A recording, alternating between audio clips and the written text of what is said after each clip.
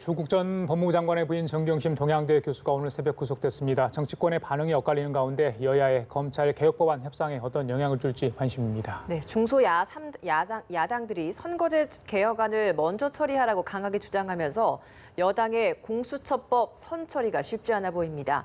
이 관련 내용들 두 분과 짚어보겠습니다. 현근택 더불어민주당 법률위원회 부위원장, 박정하 전 청와대 대변인 나와 계십니다. 예, 두 분 어서 오십시오. 안녕하세요. 예. 방금 전문가들 통해서 정경심 교수의 구속 관련 얘기, 사법적인 절차 의미를 좀 저희 짚어봤는데 정치 쪽에서는 어떻게 지금 생각하고 있는지 두 분께 여쭤봐야 될 것 같아요. 어제 발부 소식이 전해지고 나서 법원 앞에서는 또 이거 찬반, 그렇죠?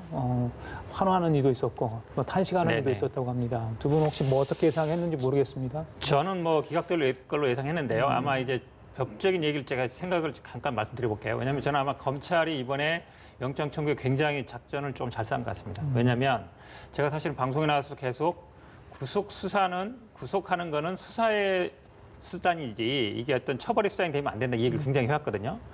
그래서 이제 추가 수사의 필요성을 검찰이 얘기를 했습니다. 뭐였냐면 WFM 아까도 나왔지만 주식을 싸게 매입했다. 이 부분 얘기했었거든요. 이 부분에 대해서 수사를 해야 된다. 그다음에 사실은 저도 많이 얘기했던 게 이 사모펀드 관련해서는 오촌 조커가 구속됐으니까 서로 말 맞출 염려가 없는 거 아니냐. 근데 검찰이 이번에 들고 나온 거 보니까 조국 장관과 부인이 돈 거래가 있었다. 그렇죠. 그래서 그러면 이제 이런 논리인 거죠. 장관과 조국 전 장관과 부인이 말을 맞출 염려가 있는 거 아니냐. 이제 이런 아마 제가 보기에는 결국은 이 구속이 추가 수사를 필요한 것이다. 아마 제가 보기에는 그동안 이 수사를 못할 상황은 아니었을 거예요. 2달 정도 했으면 압수수색도 거의 하고 웬만한 수사를 했는데 7차례나 소환 조사를 했고요. 근데 여지를 남겨놨단 말이죠. 더 수사해야 된다.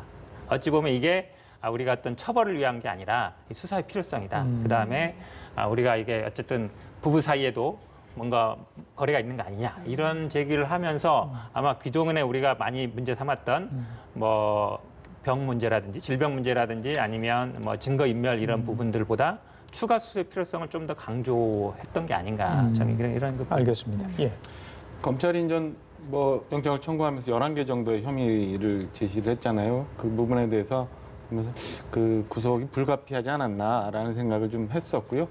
그런 결과가 좀 나온 것 같아요. 그러니까 좀 전에 추가 수사 말씀을 하셨지만 오히려 그 재판부는 그 증거 인멸이나 이런 부분에도 좀 더 많은 생각을 했던 거 아닌가. 그다음에 그 검찰의 수사가 의외로 밖에 알려진 것보다는 좀 단단했던 것 아닌가 이런 생각이 듭니다. 그러니까 현재 아직도 노트북의 행방이 묘연한 거고 그다음에 최근까지도 그 자산을 관리했다는 김경록 자산관리자를 다른 직원을 통해서 입을 맞추려했던 정황도 좀 나오고 이런 거 보니까 아마 법원도 그런 걸 판단을 했던 것 같고 영장실질심사했던 그 검찰과 변호인단의 공방의 시간보다도 오히려 조금 넘어서 이제 바로 발부가 된 거 보면은 오히려 재판부에서는 크게 많은 부분을 더 보지 않아도 될 정도로 혐의 사실이 좀 인정됐던 거 아닌가라고 판단을 합니다. 예.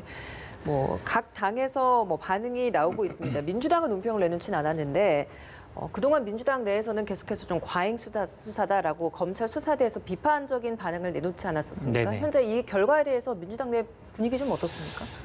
공식 논평을 안 내는 거 보면 알 수 있죠. 그러니까 뭐라고 언급하기는 일단 사법부의 판단이기 때문에 이게 대해서 적절하다, 부당하다 얘기하는 것 자체가 일단 좀 적절하지 않은 것 같고요. 아마 그래도 일단 1차적인 판단을 한 걸로 보이고요.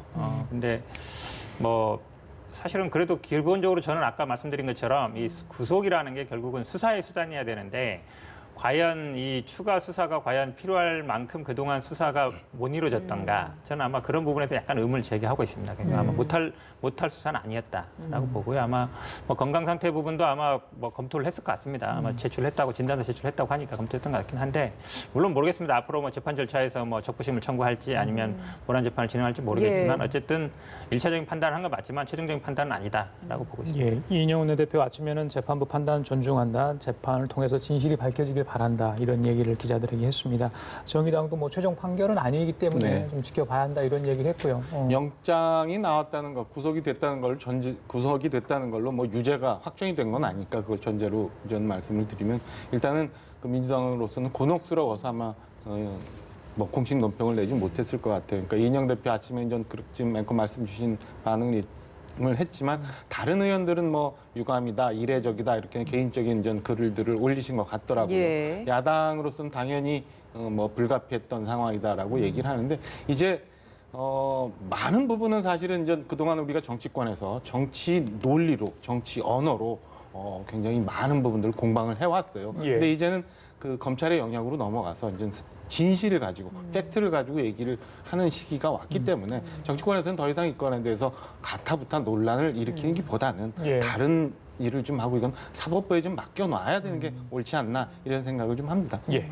알겠습니다. 자, 여야 3당이 한창 진행 중인 공수처법하고 선거제 개혁안 네네. 어떻게 처리할지 어제 실무협상 했잖아요.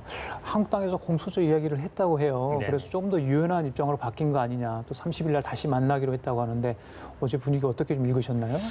제가 보기에는 아마 이게 뭐 지금 대타협이란 말을 썼습니다만 아마 그 속에는 실제로는 이제 아마 가장 관심 있는 건 공수처보다 선거법이겠죠. 선거법을 어떤 식으로든지 간에 뭐 협상이 가능하다. 어쨌든 이걸 합의를 해야 된다라는 게 있고 아마 자유한국당 입장에서 이게 동의 안 한다 해도 어쨌든 11월 말 정도 되면 처리가 될 것 같단 말이죠. 그렇다 그러면 어쨌든 본인들의 의사를 반영해야 되는 거고 제가 봐는 또 뉘앙스는 대타협 이러니까 이 패스트트랙 수사 부분까지 다 한 번에 이제 합의하자 뭐 이런 뉘앙스도 약간 있는 것 같아요. 개인적인 생각입니다. 예. 제가 뭐 그 이중까지 모르지만 예. 근데 아마 근데 핵심은 근데 제가 수사 보기에 중상이 어떤 정치적 타협으로 되겠습니다. 뭐 이게 뭐 이제 서로 뭐 합의하자 뭐 취하자 이런 얘기 할 것 같은데 그거는 이제 쉽지 않은 상황인 것 같은데 아마 근데 핵심은 선거제와 관련된 자유한국당이 뭔가 안을 내놔야 돼요. 지금 뭐 270석으로 비례대표 없애자라는 거에서는 타협이 안 되잖아요. 그걸로 타협이 될 리는 없거든요. 그럼 작년에 합의했던 안이라든지 아니면 원칙적으로 뭐 이분들이 가장 믿는 거는 이제 선거제 게임의 룰은 합의해야 된다는 건데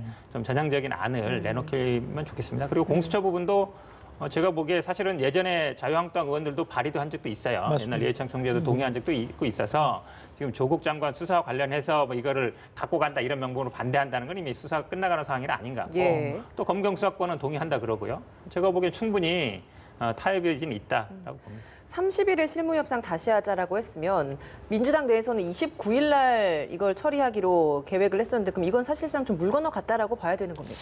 일단 이제 법적으로 항정은 가능하다 보는데 이제 국회의장님께서 말씀하시기를 예산안 그다음에 뭐 선거제 사법개혁은 한 번에 처리하자 한 번에. 이게 말씀하셨거든요. 그러니까 아마 날짜는 11월 말 12월 초 될 것 같은데 사실 뭐 민주당에서 상정한다 그래서 국회의장님이 상정해서 처리하겠다 하는 건 아니잖아요. 그러니까 어쨌든 저희 당 입장에서는 의지를 밝힌 거고 예. 그다음에는 뭐 이게 아마 11월 내에 이런 논의가 어쨌든 패스트트랙 시즌2 논의가 본격적으로 이루어질 걸로 봅니다. 예, 선거법과 동시 처리를 하는 게 아니냐 여당 쪽에서 그런 움직임이 좀 관측이 되고 있는 것 같아요. 네. 그러니까 일단 4월 협상 때 선거법을 먼저 처리하자라는 합의가 있었기 때문에 그 건에 대해서 아마 민주당이 쉽게 접근을 못하는 것 같고요. 그다음에 자유한국당을 제외한 나머지 정당들이 야당들이 그 선거법을 먼저 처리해야 된다라고 강하게 주장을 하고 있기 때문에 예. 민주당으로서도 공수처법만 먼저 나서서 할 수는 없을 것 같아요. 근데 이제 총선이 한 6개월 정도밖에 안 남았잖아요. 예. 지금 자유한국당은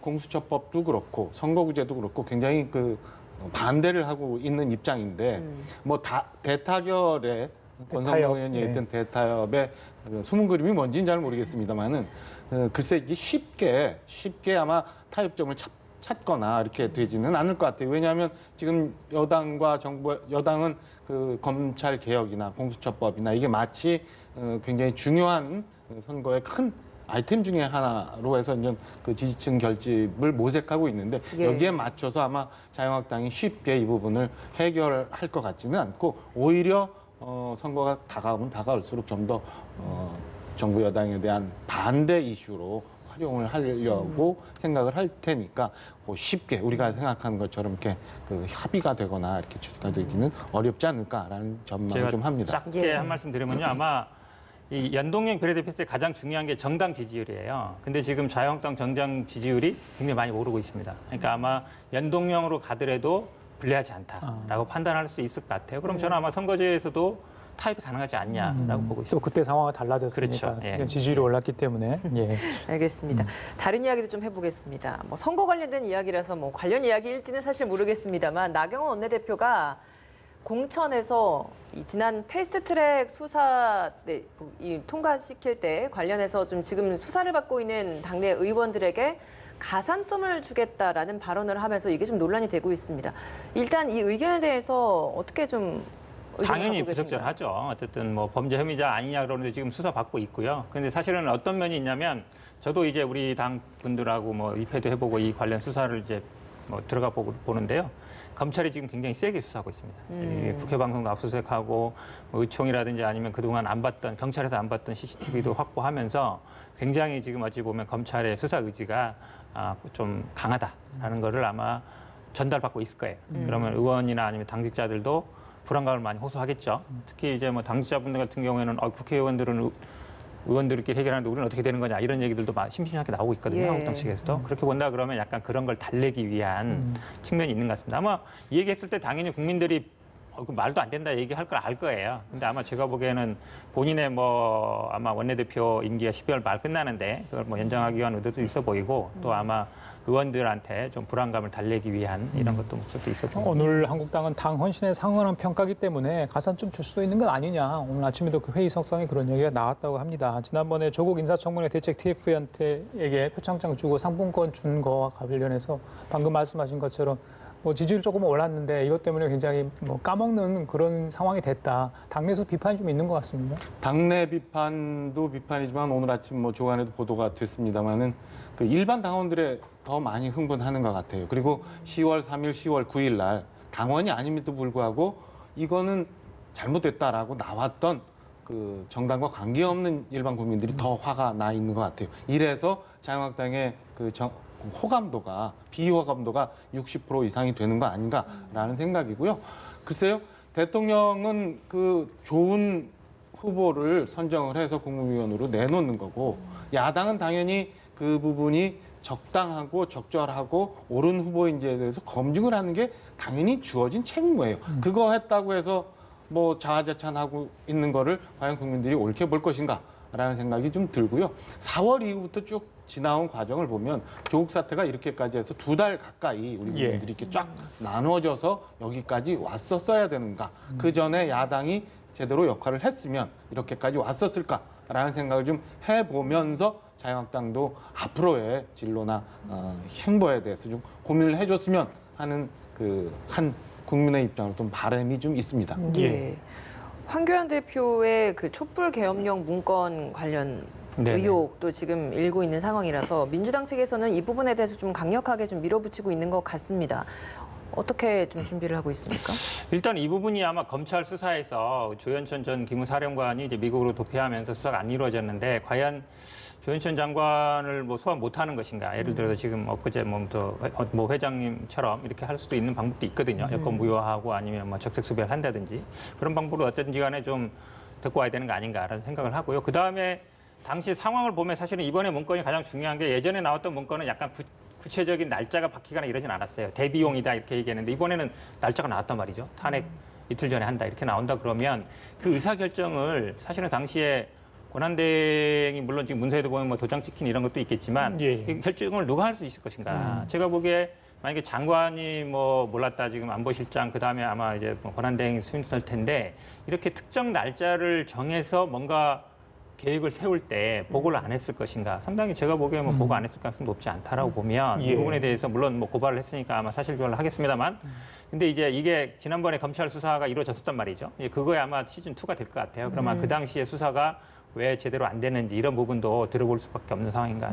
한국당 의원들은 문건의 진위부터 좀 밝혀야 되고 사실이라면 누가 작성을 했고 또 어디까지 보고가 됐고 말씀하신 것처럼 NSC에서 정말 이 문제가 논의됐고 황교안 당시 권한대행은 어느 수준까지 알고 있었고 어떤 또 말을 했고 이렇게까지 밝혀져야 되는데 한국당도 조금 강하게 좀 여기서 반박을 하고 있는 것 같습니다. 일단 한국당이 고발을 했잖아요. 그 군인권센터 임모 소장에 대해서 고발을 했기 때문에 조금 시간이 지나면 진위가 다 나올 거라고 봐요. 근데 왜 이 시점에서 저런 문건이 또다시 등장을 했나라는 점을 좀 생각해 봐야 될 텐데 이미 작년에 검찰 수사 굉장히 오랫동안 했어요. 다만 조현천 전 기무사령관에 대한 마지막 방점을 짚는 조사가 없었을 뿐이지 대부분은 다 나와 있는 결과인데 왜 저게 또다시 지금 나왔나. 두 번째는 그 문건의 진위에 대해서 얘기합니다마는 그렇게 그 표지마저도 잘못된 문건을 저렇게 돌릴 수 있었나. 있다라는 점에서 이게 옳은 판단이었나라는 생각이 한자 들고요. 표기 잘못된 거 말씀하시는 거예요? 예, 표지가 이제 잘못돼서 위조 논란이 있었던 거. 그래서 뭐 굳이 얘기를 보태지 않더라도 민주당 소속의 이철희 의원이 이건 낡은 정치고 너무 많이 나간 거다라는 걸로 모든 거를 좀 정리할 수 있는 부분 아닌가 싶은 생각이 들고요. 여전히 민주당 일각에서 그 캐비넷 문건에 대한 향수를 가지고 지금 또 어려운 전국을 돌파하려 하는 거 아닌가라는 의심을 할 수밖에 없는 좀 저열한 대목 아닌가라는 생각이 듭니다. 짧게 말씀드리면요. 아마 이게 저분이 아마 증인으로 소환을 했던 것 같아요. 그러니까 아마 했던 것 같고 이게 아마 한문이 틀렸다는 거는 아마 원본을 제출할 때 누가 제출하는지 알기 때문에 다시 작성하다가 아마 요즘 한문 잘 안 쓰다 보니까 아마 실수한 것 같은데 그게 핵심은 아닌 것 같고요. 아마 이게 아마 수사가 되면 당연히 수사기관에는 원래 갖고 있던 원본을 제출하겠죠. 그럼 아마 밝혀질 겁니다. 알겠습니다. 자, 유시민 노무현재단 이사장, 아까도 저희도 잠깐 알리려고 이야기를 했는데 조국 전 장관 수사 관련해서 여러 차례 본인이 적극적으로 해명하는 과정에서 논란도 있었고요. 또 출연진의 성희롱 이야기도 좀 논란이 됐고 사과를 했는데 JTBC가 김경록 씨 인터뷰 제의를 거절했다 이런 발언을 했는데 이 사실관계가 아니어서 뒤늦게 또 사과를 했어요. 이건 또 어떻게 봐야 되는 겁니까? 조금 아쉬움이 있죠. 왜냐하면 본인 일단 언론인이 이랬으면 기본이 김경록 씨한테 JTBC 기자 누굴 만났냐 물어보고 JTBC 기자한테 전화 한 통해서 맞냐 물어보면 사실은 이건 정말 간단한 일이거든요. 일반 아마 기자 하시는 분들은 아마 한 달만 해도 그 정도는 할 거예요. 근데 그런 어떤 팩트 체크가 조금 부족했던 부분 좀 아쉬움이 있죠. 근데 지금 어쨌든 유시민 이사장은 본인은 얘기 안 하지만 굉장히 큰 스피커거든요. 굉장히 큰 스피커이기 때문에 본인이 하든 아니면 주변에 이렇게 작가들이든 아니면 이런 팩트 체크는 필요하다라고 봅니다. 아마 이런 부분들은 좀 본인이 어쨌든 명백한 실수기 때문에 사과하는 건 맞는데 다시 이렇게 반복은 안 하는 게 좋은 것 같습니다. 본인 스스로도 많이 인정을 했습니다. 이 부지불식간에 나온 즉각적 발언이었다. 스스로 반성을 한다고까지 했으니까요. 근데 이제 본인이 좀 전에 얘기하신 것처럼 그 스피커로서의 영향력을 생각하면 저렇게 부지불식간에 얘기할 수 있을까라는 생각을 좀 하고요. JTBC와 관련된 부분 말고 조선일보와 관련된 부분도 있고 좀 전에 저희가 리포트를 통해서 봤습니다만 검찰과 관련된 부분도 있어요. 그거를 보면서 이 조국 사태 이전에 있었던 그 청와대 총리실까지 나서서 했던 가짜 뉴스에 대한 생각이 얼핏 떠오르더라고요. 과연 유시민 이사장이 어떤 의도로 저렇게 했는지는 잘 모르겠는데 설령 본인이 부지불식간에 저렇게 얘기를 하더라도 굉장히 국민들한테 미치는 영향은 크기 때문에 조심을 해야 된다는 생각이 들고요. 본인이 이제 작가, 최근에는 어용지식인이라는 그 타이틀을 스스로 하면서 얘기를 하고 계시는데 차라리 이제 솔직하게 말씀 내놓고 진영의 논리를 대변했으면 좋겠어요. 이렇게 작가니 아니면 어용지식인이라고 하면서 국민의 여론을 이끌어가려 하지 말고 나는 어떤 목적을 가지고 어떤 위치에서 어떻게 하려고 하니까 이런 얘기를 한다고 하면 어느 정도 잘못된 부분에 대해서 인정이 갈 수 있고 이해할 수 있는데 그렇지 않은 상황에서 마치 중립적인 척 하면서 어느 한 진영의 논리를 대변을 한다면 국민들이 신뢰는 점점 떨어지지 않을까라는 생각입니다. 예, 알겠습니다. 더불어민주당 싱크탱크인 민주연구원에서도 유튜브 네네. 방송 시작한다고 들었습니다. 정치 이슈와 관련된 이야기를 다룬다라고 하는데 물론 좀 다르긴 합니다만 알릴레오에서도 지금 방송을 좀 하고 있는 상황이기 때문에 어떤 차별점이 좀 있는 겁니까? 알릴레오는 우리 민주당하고 직접 관계는 없죠. 유시민 이사장도 우리 민주당 어떤 맡고 있는 게 아니고요. 사실은 우리 민주당에 쓴 TV라고 있었어요. 근데 이게 조금 오래 했는데 사실은 유튜브 저도 많이 해봅니다만 한 10만, 20만 이렇게 돼야 기본 되는데 지금 아직 10만 안 되거든요. 그러다 보니까 어쨌든 총선 국면도 있고 지금 아마 출연진이 보니까 김어준, 주진우, 이철희 의원 이런 분들 나올 것 같아요. 그러면 이제 좀 이슈가 되겠죠. 그다음에 현재 이슈가 되는 검찰 문제라든지 아니면 이런 수사 조국 장관 문제 이런 것들 민감한 문제도 다룰 것 같습니다. 근데 사실은 당에서 공식적으로 어떤 걸 하는 것보다 공식 채널보다는 아마 민주연구에서 하면 조금 더 자유로울 것 같고 그다음에 아마 총선 국면이 있기 때문에 여러 가지 대응하는 면에서 지금 유튜브가 대되지 않습니까? 어쨌든 그런 면에서는 저는 좋은 시도다. 좋은 시도라고 봅니다. 예, 알겠습니다. 알릴레오하고는 직접 관계는 연결하면 공식 채널인 씀과 예, 비교를 물론이죠. 했을 때는 네. 조금 더 캐주얼한 그런 조금 더 방송이 될 수 자유롭고 있다. 조금 더 아마 이슈에 더 민감하게 하고 아마 조금 더 좀 더 유명하신 그러니까 당 채널은 대부분의 의원이나 아니면 대변인 이런 분들이 나와서 했는데 여기는 아마 언론이라든지 이런 분들 좀 진행자 나와서 의사분들도 하면 아마 이제 그래서 제목도 아마 의사소통 이렇게 지은 것 같습니다. 예, 유시민의 알릴레오가 저희들한테 좀 주는 그런 게 있어가지고 제가 여쭤보는 겁니다. 예. 뭐 유튜브라는 매체가 워낙 지금 대중적으로 폭발적으로 인기를 있으니까 시도를 하는 것 같은데요. 글쎄요, 뭐 출연하시는 분들이나 아니면 뭐 총선을 앞둔 이 시기 이런 거 보면 알릴레오나 아니면 그 뭐 출연하신다는 김어준, 주진우 이런 분들이 지금까지 진행해왔던 라디오 프로그램 뭐 이런 것과 크게 차별성을 얻을 수 있을까? 그러니까 결국에는 그런 프로의 아류 내지는 시즌 2 이 정도밖에 되지 않을 것 같다는 생각이 듭니다. 예, 알겠습니다. 지금까지 현근택 더불어민주당 법률위원회 부위원장 박정하 전 청와대 대변인이었습니다. 말씀 감사합니다. 고맙습니다.